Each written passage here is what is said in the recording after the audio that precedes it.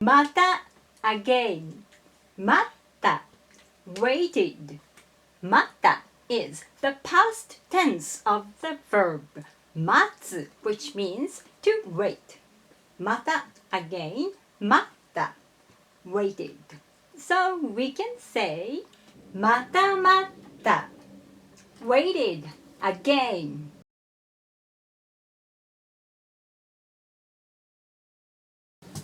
あ、ごめん、またまた Don't worry about it too much. This is just an exercise for the Japanese pitch accent. Good luck with your studies.